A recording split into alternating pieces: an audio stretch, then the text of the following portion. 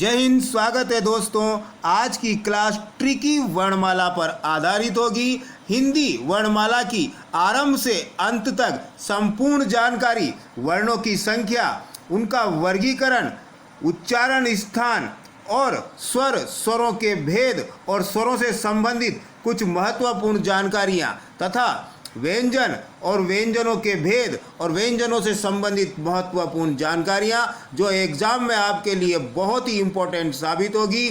Competition में, exam में हिंदी आपका सब्जेक्ट है तो आपको ये वीडियो ज़रूर देखनी चाहिए। ये वीडियो आपके लिए बहुत उपयोगी साबित होगी।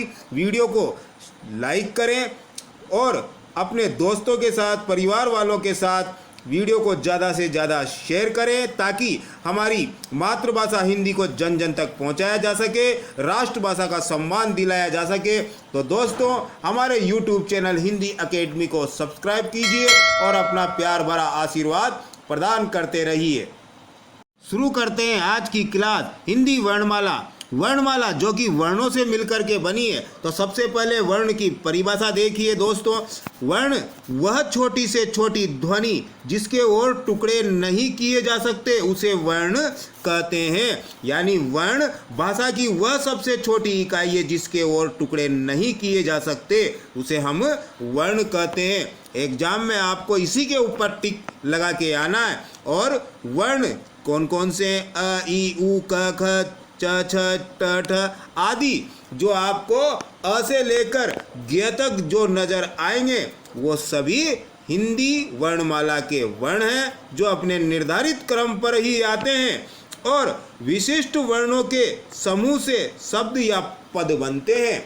शब्द या पद जो वर्ण, अलग अलग वर्ण मिलकर के शब्दों का निर्माण करते हैं और यही शब्द या पद मिलकर के वाक्य बनते हैं जिनका हम अपनी भावनाओं को व्यक्त करने के लिए उपयोग करते हैं। तो वर्ण ही भाषा की सबसे महत्वपूर्ण इकाई है जिससे शब्द और वाक्य बनते हैं। उच्चारण की दृष्टि से भाषा की सबसे छोटी इकाई ध्वनि है। उच्चारण क्या होता है दोस्तों? जब हम बोलते हैं, हमारी मन की भावनाओं को दूसरों के सामने बोलकर प्रकट करते हैं, तो उच्चारण यानी बोलने की दृष्टि में ध्वनि भाषा की सबसे छोटी इकाई है। इसी के ऊपर आपको एग्जाम में टिक लगा के आना है। और अगर लेखन की दृष्टि से पूछा जाए, लिखित रूप में भाषा की सबसे छोटी इकाई, तो उसको हम वर्ण के नाम से जानते हैं। अगर एग्जाम में क्वेश्चन में पूछा जाए सबसे छोटी इकाई का, तो उसको ऊपर आपको ध्वनि पे टिक लगा के आना है। ध्वनि ऑप्शन में नहीं है तब आप वर्ण के ऊपर टिक लगाकर आ सकते हो। सबसे पहले ध्वनि और फिर वर्ण। लेखन की दृष्टि से पूछा जाए तो वर्ण, उच्चारण की दृष्टि से पूछा जाए तो ध्वनि भाषा की सबसे छोटी इकाई है। ये वर्ण और अक्षरी भाषा की मूल ध्वनियाँ होती हैं जिससे मिलकर कर कोई सी भी भाषा बनती है। तो फिर हम इन्हीं वर्णों के समूह यानी वर्णमाला का आज अध्ययन करते हैं। वर्णमाला किसे कहते हैं? परिभाषा देखिए दोस्तों। वर्णों के समुदाय को वर्णमाला कहते हैं। वर्णों का समुदाय यानी वो जो वर्ण हमने अभी ऊपर अध्ययन किया था, उन वर्णों का जो समूह था जो अपने निर्धारित क्रम पर आता है, उसे ही हम वर्णमाला के नाम से जानते हैं। वर्णों का एक पूरा परिवार है जो अपने निर्धारित क्रम पर आता है। अ के बाद आ ही आएगा, क के बाद ख आएगा, ट के बाद ठ आएगा। ये उनका निर्धारित क्रम है और इसी क्रम के समूह यानी समुदाय को हम वर्णमाला के नाम से जानते हैं। हिंदी वर्णमाला में दोस्तों वर्णों की संख्या 52 है और इन 52 वर्णों को हम दो भागों में बांटते हैं। पहला स्वर और दूसरा व्यंजन। तो हम स्वर और व्यंजनों का विस्तार से ट्रिकी रूप में अध्ययन करेंगे। वर्णों की संख्या, सबसे पहले हम वर्णों का जो 52 वर्ण है उनका हम ट्रिकी रूप में अध्ययन कर लेते हैं। 52 वर्ण में कौन कौन से वर्णों की संख्या कितनी है? सबसे पहले स्वर। स्वरों की संख्या 11 है। अ, आ, ई, उ, ऋषि, ए, ओ। ये 11 स्वर हैं। इन 52 में से 11 जाने के बाद 41 बचते हैं जिसमें नंबर 2 व्यंजन। व्यंजन के अंतर्गत ये 5 प्रकार है जिसमें से भी ये 3 प्रथम यानी स्पर्श व्यंजन, अंतस्थ व्यंजन, ऊष्म व्यंजन, ये मूल व्यंजन हैं जिनकी संख्या 33 है। यानी 25 स्पर्श व्यंजन क से म तक, अंतस्थ व्यंजन यर लवत कुल 4, उष्म व्यंजन श स ह कुल 4, यानी ये 33, 11 स्वर और 33 मूल व्यंजन कुल हो गए 44, और 4 संयुक्त व्यंजन श्र त्र ज्ञ श्र, ये 4, और द्विगुण व्यंजन जो आप देखते हो ड ढ का बिंदी वाला रूप, ये भी व्यंजनों के अंतर्गत माने गए हैं। यानी अगर देखा जाए तो कुल व्यंजनों की संख्या 39 39, 11 स्वर 50 हुए, और 2 अयोगवाह विसर्ग जिसे आप जानते हो अह अंगूर वाला, और अनुस्वार अह यानी 2 बिंदी का अह, ये कुल 52 वर्ण हिंदी वर्णमाला में हो जाते हैं, जिनका हम बारी बारी से अध्ययन करेंगे। सबसे पहले हम स्वर का अध्ययन करते हैं। स्वर क्या होते हैं, परिभाषा देख लीजिए दोस्तों। जिन वर्णों का उच्चारण किसी दूसरे वर्ण की सहायता के बिना होता है उन्हें हम स्वर कहते हैं। यानी स्वरों के उच्चारण के लिए हमें किसी दूसरे वर्ण की सहायता की आवश्यकता नहीं होती, और ये स्वर स्वतः उच्चारित होने वाले स्वर का अर्थ ही यही है, ऐसा अक्षर जिसका उच्चारण स्वयं होता है। यानी स्वर स्वयं उच्चारित होते हैं। स्वरों के उच्चारण के लिए किसी दूसरे वर्ण की सहायता की आवश्यकता बिल्कुल नहीं होती, इसे हम स्वर के नाम से जानते हैं। स्वर को अच भी कहते हैं दोस्तों। अगर एग्जाम में आ जाए क्वेश्चन में तो ध्यान रखना, स्वर का दूसरा नाम अच भी है, यह आपको ध्यान में रखना है। कुल 11 स्वरों का हम बारी बारी से अध्ययन करेंगे, क्योंकि स्वरों की संख्या हिंदी वर्णमाला में कितनी बताई थी दोस्तों शुरुआत में, 11। तो ये 11 स्वर हैं जिनको हमने 3 भागों में विभाजित किया है, और ये 11 स्वर ये रहे जिनको हमने वीडियो में आगे भी बताया है। और इन 3 जो स्वर के भेद है उनके नाम है ह्रस्व स्वर, दीर्घ स्वर और प्लूत स्वर। इन 11 स्वरों को हमने इन 3 भागों में विभाजित किया है, जिनका हम आगे बारी बारी से अध्ययन करेंगे। अब स्वर के जो 3 भेद थे, पहला ह्रस्व स्वर, दूसरा दीर्घ स्वर और तीसरा प्लूत स्वर। तो जो कुल 11 स्वर थे वो किस भाग में कितने स्वर आते हैं, इनको हम एक नज़र से देख लेते हैं। ह्रस्व स्वर के अंतर्गत अ, ई, उ, ऋषि ये 4 आते हैं। दीर्घ स्वर के अंतर्गत 7 आते हैं, आ, ई, उ, ए, ओ, औ। ये 7 स्वर कुल 11 हो गए, और बाकी बचा प्लूत। तो प्लूत स्वर का कोई वर्ण विशेष नहीं है दोस्तों। प्लूत स्वर के अंतर्गत कोई वर्ण नहीं आता, इसका हम आगे अध्ययन करेंगे। यहाँ पर ये ओम शब्द दिखाया, इसमें ओ को थोड़ा लंबा खींचा, 2 से अधिक मात्रा, तो ये हो गया प्लूत स्वर। 1 मात्रा ह्रस्व स्वर, 2 मात्रा दीर्घ स्वर, 2 से अधिक मात्रा प्लूत स्वर।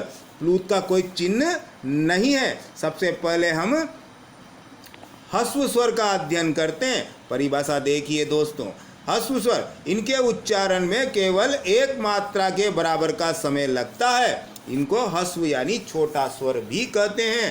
तो ह्रस्व स्वर केवल 1 मात्रा का समय लगता है। 1 मात्रा यानी तुरंत हम इसका उच्चारण कर देते हैं। अ, ई, उ, इनका उच्चारण हमने तुरंत कर दिया, यानी इनके उच्चारण में हमें 1 मात्रा के बराबर का समय लगता है।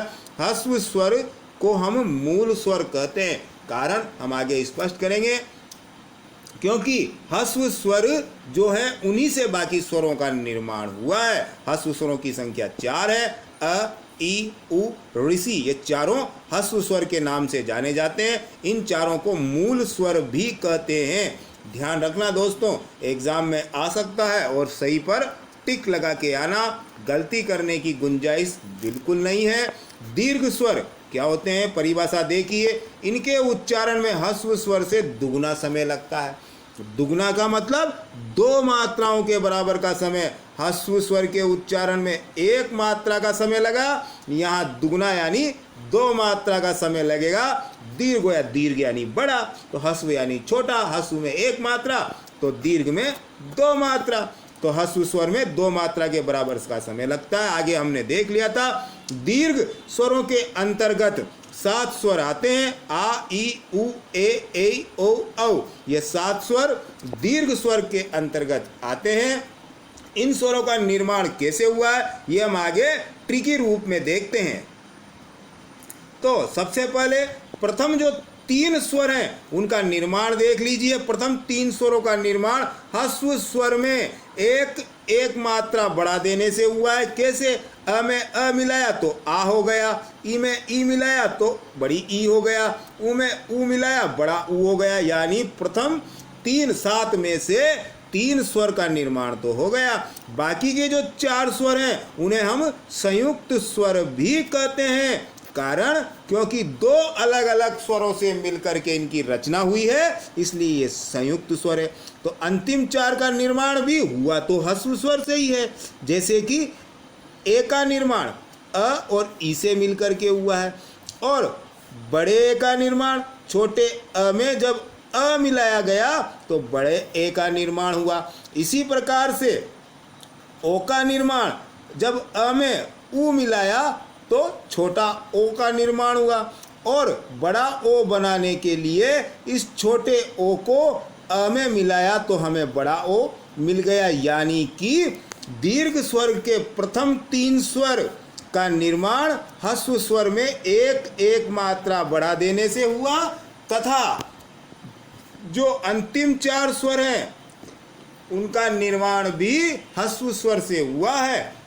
इसलिए इनको हम संयुक्त स्वर कहते हैं, क्योंकि इनका निर्माण 2 अलग अलग स्वरों से हुआ है। ये समान स्वर से हुआ है, ये अलग अलग से हुआ है, इसलिए ये संयुक्त स्वर कहलाते हैं। और इनकी जो स्वर निर्माण है वो किस प्रकार से हुआ है आप यहाँ पर देख सकते हो। प्लुत स्वर, जैसा कि हमने आगे बताया था, प्लुत स्वर का कोई वर्ण निश्चित नहीं है। तो सबसे पहले इसकी परिभाषा देख लीजिए। इनके उच्चारण में 2 से अधिक मात्राओं का समय लगता है। ह्रस्व स्वर में 1 मात्रा का समय लगा, दीर्घ स्वर में 2 मात्रा का समय लगा। लेकिन कभी कभी कोई दूर खड़ा हुआ व्यक्ति है, उसको जब हम पुकारते हैं तो थोड़ा लंबा खींच देते हैं किसी स्वर को, तो वहाँ पर कौन सा प्लुत स्वर हो जाता है। जैसे हम बोलते हैं ओम, तो ओ को थोड़ा लंबा खींचा तो ओ को यहाँ लंबा खींचा तो ओ के साथ 3 का अंक दिखाया गया है, ये प्लुत स्वर है। क्योंकि प्लुत स्वर को दिखाने के लिए 3 मात्राओं का जो चिन्ह अंक है इसका उपयोग किया जाता है। ओम में ये 3 का चिन्ह लगा हुआ है, यही प्लुत स्वर है दोस्तों, ध्यान रखना। वे अब स्वरों के बाद बारी है व्यंजनों की। परिभाषा देख लीजिए। स्वरों का उच्चारण स्वयं हुआ था और व्यंजनों का उच्चारण स्वयं तो हो नहीं सकता, क्योंकि एक जैसी परिभाषा तो हो नहीं सकती। तो व्यंजनों का उच्चारण स्वरों की सहायता से होता है। यानी वे वर्ण जिनका उच्चारण स्वरों की सहायता से होता है उन्हें हम व्यंजन कहते हैं। जिन वर्णों का उच्चारण दूसरे वर्ण की सहायता से किया जाता है उन्हें व्यंजन कहते हैं। अब वर्ण तो केवल 2 ही हैं, एक तो है स्वर और एक है व्यंजन। तो व्यंजन जब हम यहाँ पर बोल रहे हैं कि व्यंजन कहते हैं और परिभाषा में बोल रहे हैं दूसरे वर्ण की सहायता से, तो सीधी सी बात है कि स्वर की सहायता से जिन वर्णों का उच्चारण होगा उन्हें हम स्वर कहते हैं। आप परिभाषा को शब्दों को तोड़ मरोड़ कर, यानी आपको दिमाग में अगर आप समझ जाते हो तो आप उसको अपने हिसाब से परिभाषित कर सकते हो। जिस प्रकार से स्वरों को अच कहा था, व्यंजनों को हल कहते हैं, क्योंकि जो व्यंजनों का स्वर रहित रूप होता है उसके नीचे हम हल का चिन्ह लगाते हैं, और जब स्वर की मात्रा जुड़ जाती है तो ये हल का चिन्ह भी हट जाता है। अब व्यंजनों का वर्गीकरण देख लीजिए दोस्तों। व्यंजनों का वर्गीकरण उच्चारण की विविधता के आधार पर 3 भागों में व्यंजनों को बांटा है, जो कि मूल व्यंजन है। हम मूल व्यंजनों की बात कर रहे हैं जिनकी संख्या 25, 4, 29 और 4, 33 है। तो उच्चारण की विविधता के आधार पर व्यंजनों को 3 भागों में बांटा है। पहला स्पर्श व्यंजन, क से लेकर के म तक के कुल 25 वर्ण। दूसरा अंतस्थ व्यंजन य र ल व कुल 4 वर्ण, और तीसरा उष्म व्यंजन श स श ह कुल 4 वर्ण। ये व्यंजनों का वर्गीकरण है। सबसे पहले हम स्पर्श व्यंजन का अध्ययन करते हैं। स्पर्श व्यंजन की परिभाषा देख लीजिए दोस्तों। जिन व्यंजनों के उच्चारण में जिह्वा मुख के किसी ना किसी भाग का स्पर्श करती है उन्हें हम स्पर्श व्यंजन कहते हैं। यानी जिह्वा हमारी मुख के किसी ना किसी भाग को स्पर्श करती है, इन्हें हम स्पर्श व्यंजन के नाम से जानते हैं। इनकी संख्या कुल 25 है, जिन्हें हम 5 भागों में विभाजित कर सकते हैं, और इन्हीं 5 भागों में जो प्रथम वर्ण हैं उन प्रथम वर्ण के आधार पर हमने इनका नामकरण किया है ताकि याद करने में आसानी रहे, सुविधा रहे। तो प्रथम क वर्ग क ख ग घ ड, च वर्ग दूसरा च छ ज झ ण, ट वर्ग तीसरा ट ठ ड ढ न, त वर्ग चौथा त थ द ध न, प वर्ग पांचवा प फ ब भ म। यानी ये कुल 25 वर्ण जिन्हें हम स्पर्श व्यंजन के नाम से जानते हैं। दूसरा अंतस्थ व्यंजन को देखिए दोस्तों। परिभाषा, इनके उच्चारण में वायु को थोड़ा रोककर कम शक्ति के साथ छोड़ा जाता है। जब हम अंतस्थ व्यंजनों का उच्चारण करते हैं तो अंतस्थ व्यंजन के उच्चारण करते समय वायु को थोड़ा सा रोकते हैं और कम शक्ति के साथ बाहर छोड़ देते हैं। इन्हें हम अंतस्थ, यानी ऐसा लगता है ये फेफड़ों से यानी अंदर से इन व्यंजनों का उच्चारण हुआ है, इसीलिए इन्हें अंतस्थ व्यंजन कहते हैं। अंतस्थ व्यंजनों को यण भी कहते हैं, और ये अंतस्थ व्यंजन स्वर और व्यंजन के मध्य में स्थित होते हैं। इन अंतस्थ व्यंजनों की कुल संख्या 4 है, जो कौन कौन से य र ल और व, इन चारों को हम अंतस्थ व्यंजन के नाम से जानते हैं। उष्म व्यंजन, परिभाषा देखिए दोस्तों।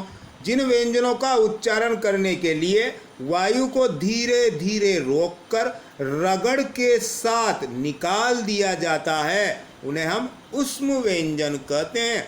रगड़ के साथ यानी रगड़ खाते हुए ये व्यंजन बाहर निकलते हैं मुंह से।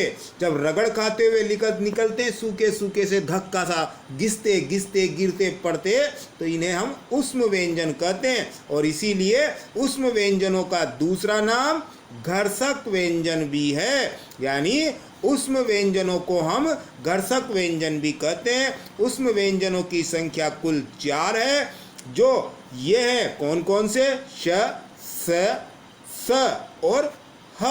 इनको हम उष्म व्यंजन के नाम से जानते हैं। और व्यंजनों की इसी श्रृंखला में अगला जो व्यंजनों का प्रकार है संयुक्त व्यंजन। जैसा कि नाम से ही स्पष्ट है, संयुक्त यानी 2 अलग अलग व्यंजनों से मिलकर बना होगा। जिस प्रकार से संयुक्त स्वर था वैसे ही संयुक्त व्यंजन, संयुक्त स्वर 2 अलग अलग स्वरों से मिलकर बना, संयुक्त व्यंजन भी 2 अलग अलग स्वरों से मिलकर बनेगा, व्यंजनों से मिलकर बनेगा। परिभाषा देख लीजिए। 2 अलग अलग व्यंजनों के योग से बने व्यंजन को हम संयुक्त व्यंजन कहते हैं। यानी संयुक्त व्यंजन वो होते हैं जो 2 अलग अलग व्यंजनों से मिलकर के बनते हैं, 2 अलग अलग से मिलकर बने, इसलिए इनको हम संयुक्त व्यंजन के नाम से जानते हैं। इनकी संख्या दोस्तों कुल 4 है, और ये चारों हिंदी भाषा के हिंदी वर्णमाला के 4 संयुक्त व्यंजन है। कौन कौन से, क्षत्रिय वाला, त्रिशूल वाला, ज्ञानी वाला और श्री वाला, ये चारों संयुक्त व्यंजन हैं जो 2 अलग अलग व्यंजनों से हुए हैं। सबसे पहले स्र का हम देखते हैं। क्षत्रिय वाले का निर्माण क हलंत वाला स्वर रहित और श षटकोण वाला, इन दोनों के योग से हुआ है। और पीछे वाला जो वर्ण है वो स्वर सहित है, आगे वाला वर्ण स्वर रहित है, और इससे मिलकर के क्षत्रिय वाले का निर्माण हुआ है। त्र का निर्माण कैसे हुआ है, त और र से मिलकर के त हल जो स्वर रहित रूप है। इसी प्रकार से ज्ञ का निर्माण कैसे हुआ है, ज और अण से, जो ज्ञ का निर्माण हुआ है इसमें ज स्वर रहित है, अण स्वर सहित है, यानी स्वर की मात्रा इसमें शामिल है। स्र का निर्माण कैसे हुआ है, श और र से। अब प्रत्येक चारों जो संयुक्त व्यंजन है इनके निर्माण में आपने देखा होगा, प्रथम वर्ण जो है उसी के नीचे हलंत का चिन्ह है और बाद में प्लस के बाद आने वाला जो वर्ण है वो स्वर सहित है। यानी जब दो अलग अलग व्यंजन मिलते हैं तो एक व्यंजन जो स्वर रहित होता है, बिना स्वर का होता है, जिसके नीचे हलंत का चिन्ह लगा रहता है, और बाद वाला स्वर सहित होता है, तभी ये एक पूर्ण व्यंजन कहलाएंगे। अब अयोगवाह की बात करते हैं। अयोगवाह क्या होता है दोस्तों? अयोगवाह के अंतर्गत हिंदी भाषा के दो वर्णों को हम शामिल करते हैं। पहला, जिसे हम अनुस्वार कहते हैं, स्वर के बाद बोला जाने वाला हलंत अनुस्वार कहलाता है, और अनुस्वार का ये चिन्ह है, और इसका जो वर्णमाला में वर्ण है वो अन यानी अंगूर वाला। आपको वर्णमाला जब पढ़ी होगी आपने इसको जरूर देखा होगा, और इससे कई शब्द बनते हैं, जैसे दंत, कंठ, छंद, गंगा। ये अन की बिंदी आपको नजर आ जाएगी। ऐसे और भी अनेक शब्द है।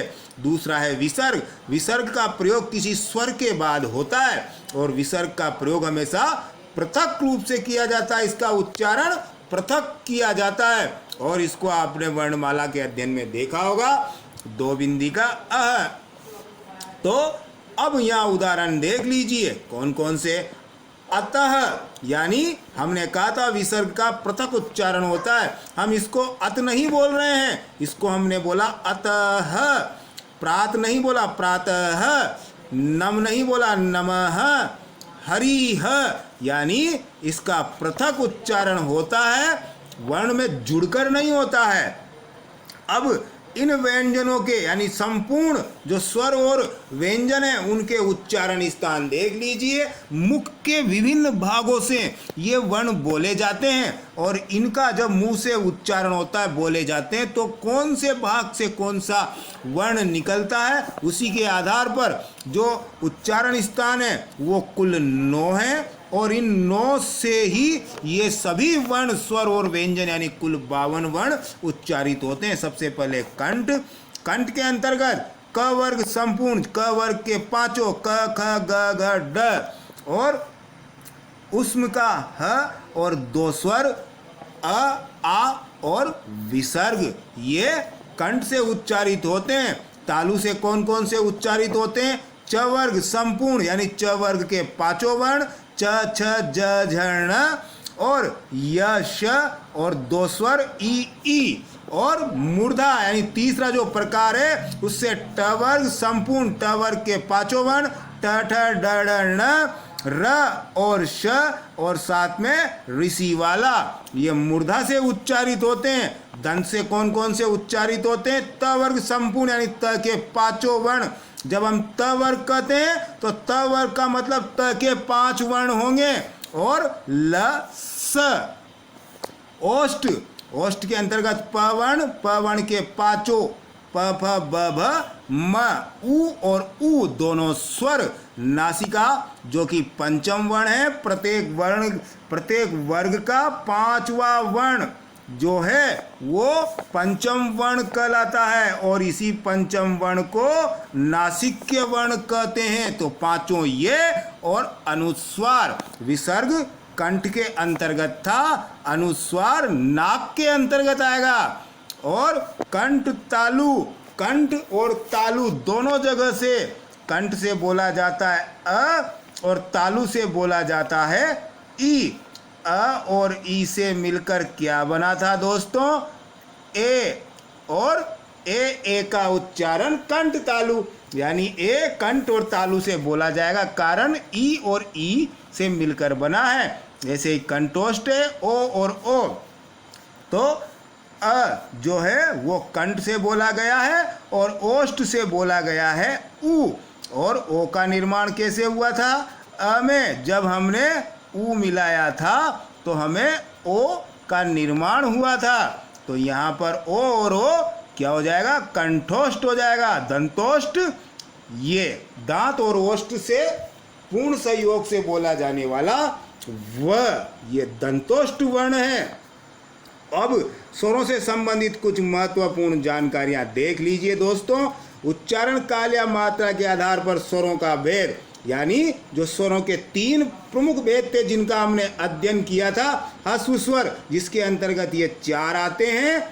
कौन कौन से? अ, ई, उ, ऋषि, ये चारों ह्रस्व स्वर। दीर्घ स्वर आ, ई, उ, ए, ओ, औ, ये 7 स्वर। और प्लुत स्वर, जैसे ओम में ओ 3 जो मात्रा का रूप है वो प्लुत स्वर हो जाएगा। तो 7 और 4 कुल 11 स्वर हो गए। ये उच्चारण के आधार पर, मात्रा के आधार पर। अब हम जब बोलते हैं तो हमारा मुख की आकृति बदल जाती है, कोई गोल हो जाती है, कोई थोड़ा वृत्त का आकार ले लेती है। उसके आधार पर, मुख आकृति के आधार पर जो स्वर हैं वो 4 भागों में बांटे गए हैं। पहला समृत स्वर ई, उ, ऋषि, ये समृत हो गए। अर्ध समृत ए, यानी समृत पूरा व्रत के समान मुंह हो जाता है। अर्ध समृत आधे व्रत के समान मुंह हो जाता है, ए और ओ। इसी प्रकार से विव्रत आ और ओ, ये चंद्र बिंदु वाला रूप नहीं है, ये ओ जैसे डॉक्टर में ड के ऊपर आता है वैसा वाला रूप है। तो ये विव्रत स्वर है। इसी प्रकार से अर्ध विव्रत में अ और ए और ओ, बड़ा ओ शामिल होगा। ये एग्जाम में बड़े ही इम्पोर्टेंट हैं, आप इनको विशेष रूप से अच्छे से तैयारी करके जाना है। स्वरों की महत्वपूर्ण जानकारी के बाद व्यंजनों की कुछ महत्वपूर्ण जानकारियां देख लीजिए दोस्तों, जो एग्जाम में आपके लिए वेरी वेरी इम्पोर्टेंट पॉइंट के रूप में आएगी और एग्ज़ाम में आपको बहुत फ़ायदा पहुंचाएगी। तो व्यंजनों की महत्वपूर्ण जानकारियां, सबसे पहले द्विगुण व्यंजन। द्विगुण यानी ड और ढ, बिंदी वाला रूप, ये द्विगुण व्यंजन है, मतलब है, याद रखना है। पार्श्विक व्यंजन ल पार्श्विक व्यंजन है, मतलब है आप इसको बदल नहीं सकते हो। ल पूछा जाए पार्श्विक व्यंजन कौन सा है तो आपको ऑप्शन में ल ढूंढ के उसके ऊपर टिक लगाना है। अर्ध स्वर य और व को हम अर्ध स्वर के नाम से जानते हैं। आगत व्यंजन ज और फ, ये दोनों आगत व्यंजन है। अब आगत व्यंजन नामकरण क्यों हुआ? बिंदी वाला रूप है, इसको हम बिंदी लग रही है, इसको नुक्ता बोलते हैं अरबी फारसी भाषा में। तो अब ये विदेशी भाषा से हिंदी में आए। हिंदी तो महान है, सबको अपने अंदर समाहित कर लेती है, तो इन वर्णों को हमने आगत व्यंजन कहा है। तो हिंदी भाषा के आगत व्यंजन ज और फ है, ये आपको ध्यान में रखना है। उच्छिप्त व्यंजन, उच्छिप्त व्यंजन ड और ढ बिंदी वाला, बिना बिंदी वाले जो सारे हैं वो उच्छिप्त व्यंजन के अंतर्गत आते हैं। तो ये उच्छिप्त व्यंजन है, और है मतलब है इसके ऊपर ही आपको टिक लगा के आना है। नासिक्य व्यंजन ड ण न म, ये नासिक्य यानी पंचम वर्ण है। प्रत्येक वर्ग का अंतिम वर्ण पांचवा वर्ण क्या होगा? नासिक्य, नाक से उच्चारित होने वाला।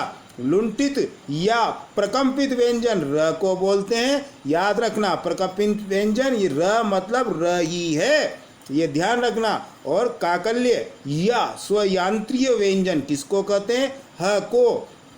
स्वयांत्रीय काकल्य का मतलब ह, ऐसा लगता है कंठ के नीचे यानी फेफड़ों के वहाँ से इसका उच्चारण हो रहा है, तो ह काकल्य व्यंजन है, मतलब है। ये आपको ध्यान में रखना है, भूलना नहीं है, क्योंकि एग्जाम में ये बहुत उपयोगी साबित होगा।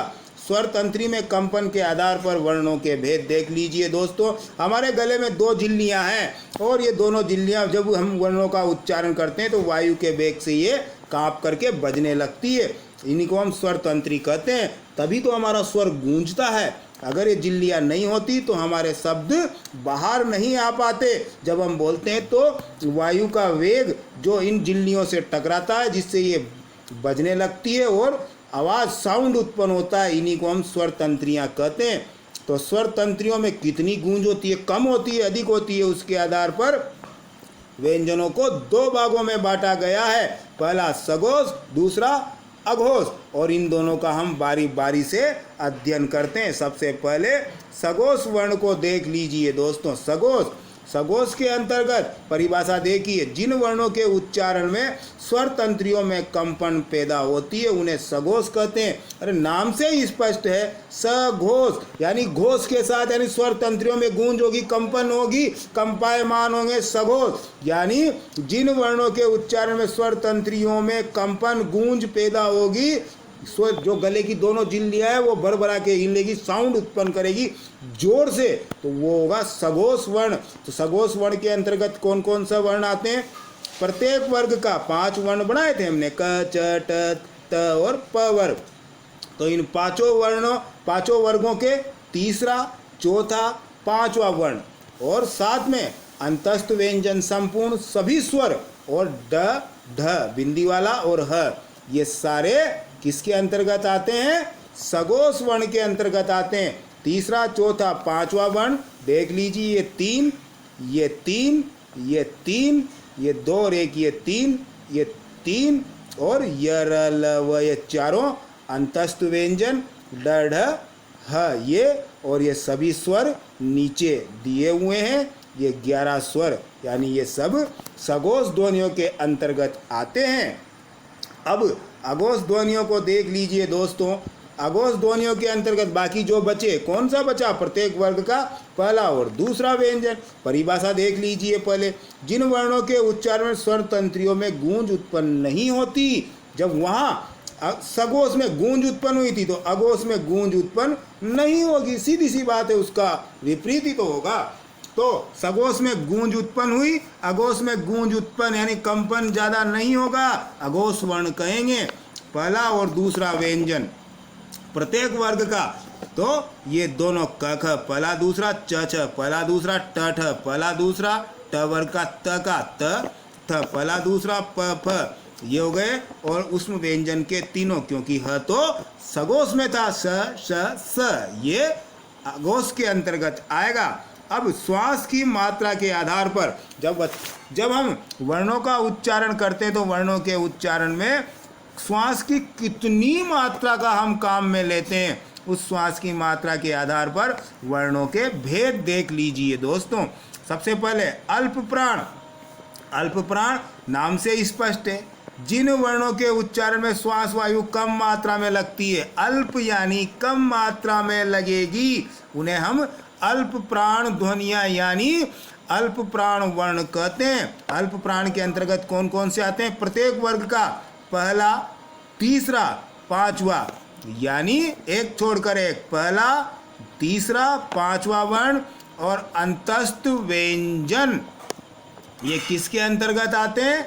अल्प प्राण के अंतर्गत। तो पहला, तीसरा, पांचवा, इसी प्रकार से च वर्ग के, ट वर्ग के, त वर्ग के और प वर्ग के, और ये चारों य र ल व अंतस्थ व्यंजन अल्प प्राण के अंतर्गत आते हैं। महाप्राण देख लीजिए दोस्तों, जिन वर्णों के उच्चारण में श्वास वायु अधिक मात्रा में लगती है उन्हें महाप्राण वर्ण कहते हैं। अल्प प्राण में श्वास वायु कम मात्रा में लगी थी तो महाप्राण में क्या होगा? श्वास वायु में लगेगी, उन्हें हम महाप्राण वर्ण कहते हैं। महाप्राण के अंतर्गत कौन कौन आते हैं? प्रत्येक वर्ग का दूसरा और चौथा व्यंजन महाप्राण के अंतर्गत आता है, साथ में उष्म व्यंजन चारों महाप्राण के अंतर्गत आते हैं। तो दूसरा और चौथा, क वर्ग का ख और घ, दूसरा और चौथा, च वर्ग का छ और झ, दूसरा चौथा, इसी प्रकार से ट वर्ग के और त वर्ग के और प वर्ग के, फ और भ, ये दूसरा और चौथा व्यंजन है। और उष्म व्यंजन चारों श, स, स और ह।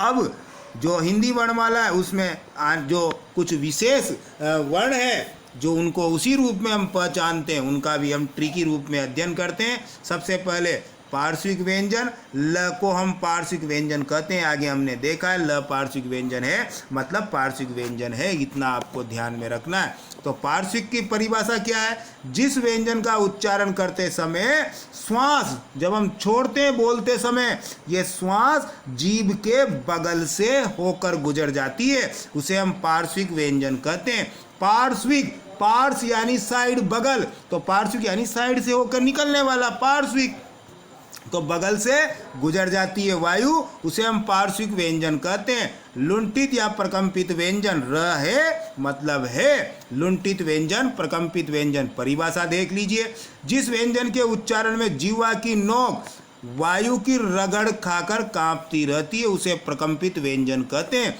यानी जब हम इन र का उच्चारण करते हैं तो हमारी जो जीवा है उस जीवा की नोक वायु से रगड़ खा के कांपती है, ऐसा प्रतीत होता है, तो इसको हम प्रकंपित यानी कंपन सा करती हुई जीव के रूप में हम जानते हैं।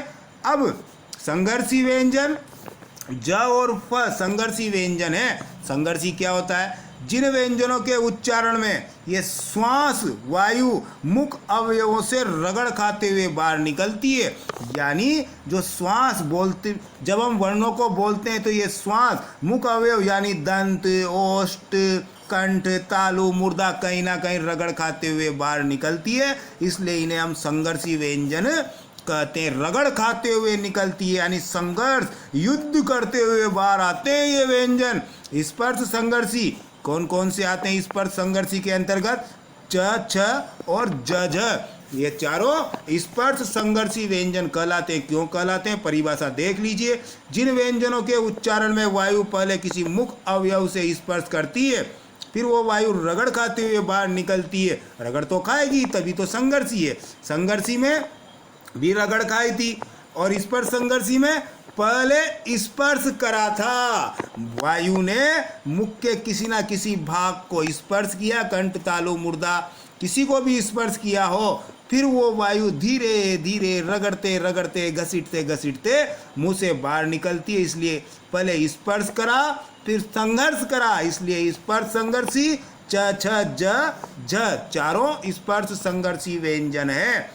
नासिक के व्यंजन आगे भी हमने बताया था, नाक से उच्चारित होने वाले जो पंचम वर्ण है ड, न, न, म, इनको हम नासिक के, नासिका से उच्चारित होने वाले व्यंजन कहते हैं। परिभाषा देख लीजिए नासिक के व्यंजन की, जिन व्यंजनों का उच्चारण मुख अवयव वायु को रोकते हैं लेकिन वायु पूरी तरह मुख से बाहर नहीं निकलती, नाक से निकलती है, इसीलिए इनको नासिक्य बोलते हैं। नाक का मतलब नासिका, नासिका से उच्चारित होने वाले ड, न, म, ये नासिक्य व्यंजन है, इनको हम नासिक्य वर्ण कहते हैं। उच्चिप्त व्यंजन ट, ठ, ड, ढ, बिंदी वाले दोनों भी आ गए, इनको हम उच्चिप्त व्यंजन कहते हैं। जिन व्यंजनों के उच्चारण में जीभ पहले ऊपर उठकर मूर्धा को स्पर्श करती है, ऊपर वाला, ऊपर के जबड़े का जो कुरदरा वाला भाग है उसे मूर्धा कहते हैं।